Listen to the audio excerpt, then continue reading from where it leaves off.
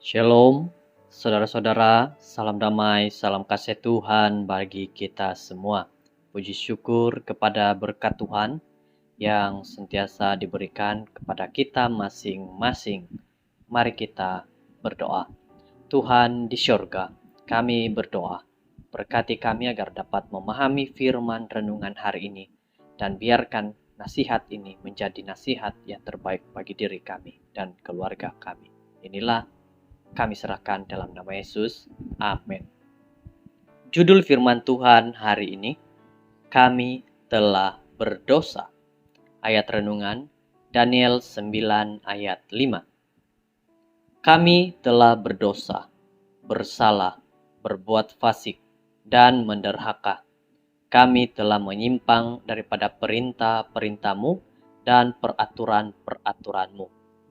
Dalam seluruh Alkitab, kita membaca sangat sedikit orang-orang yang kita akan terangkan sebagai murni dan tidak bercela. Sudah tentu Yesus secara serta-merta berada di senarai yang teratas sebagai seorang yang sempurna dan tidak berdosa dalam segala sesuatu yang Dia lakukan. Dua orang pemuda dari Perjanjian Lama, kedua-dua mereka telah dibawa ke tanah asing, menghidupkan kehidupan yang boleh menjadi contoh. Yusuf telah dijual kepada perhambaan oleh saudara-saudaranya, namun dia mengekalkan hubungan yang teguh dengan Tuhan dan mengekalkan sikap yang positif. Tuhan mengiktiraf semangatnya yang rela mengampuni dan keinginannya untuk menjaga dirinya agar tetap murni, lalu mengangkat dia ke satu kedudukan yang tinggi di negeri itu. Begitu juga Daniel, menghidupkan kehidupan yang tanpa teguran.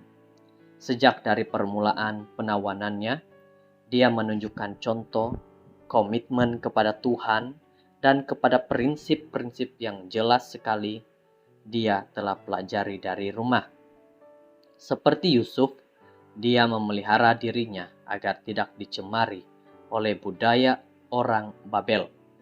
Dan seperti Yusuf, Tuhan telah memberkati Daniel dan mengangkat dia ke satu kedudukan yang berkuasa dalam istana Babel.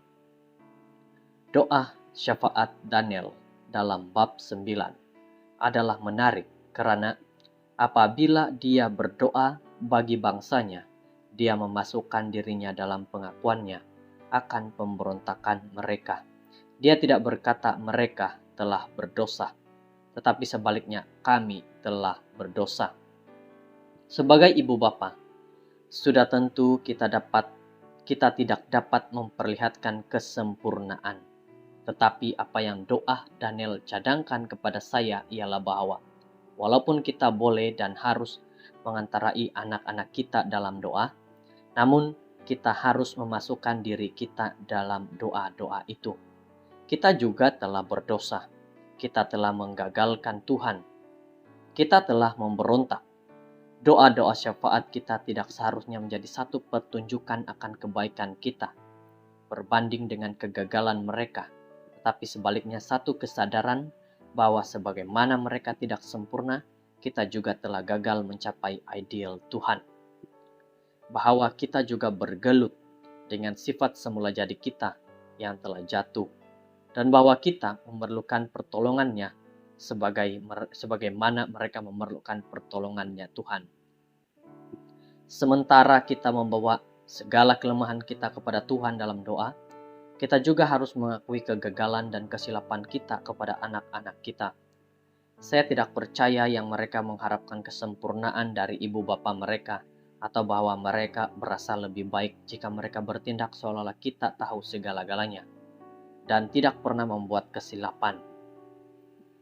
Menjadi telus dan menyadari bahwa kita juga terjatuh boleh membantu mereka sementara mereka menghadapi cabaran-cabaran mereka sendiri.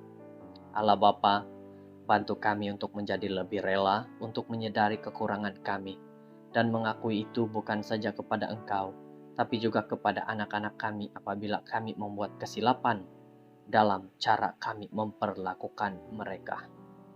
Saudara yang terkasih, firman Tuhan berkata kepada kita pada saat ini.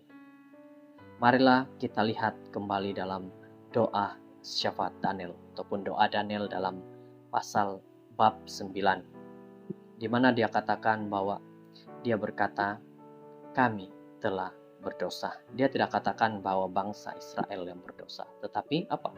Kami. Dia memasukkan dirinya di dalam doa tersebut. Semoga nasihat ini menjadi nasihat bagi diri kita juga saat kita berdoa kepada Tuhan. Kita berdoa. Tuhan di surga, kami berdoa pada saat ini. Engkau memberkati kami, agar kami dapat mengerti dengan baik firman-Mu ini, menjadi satu nasihat dan keperluan dalam kehidupan kami, keluarga kami. Jadikan kami berdoa hanya kepada Engkau dan penyerahan kami kepada-Mu. Dalam nama Yesus. Amin.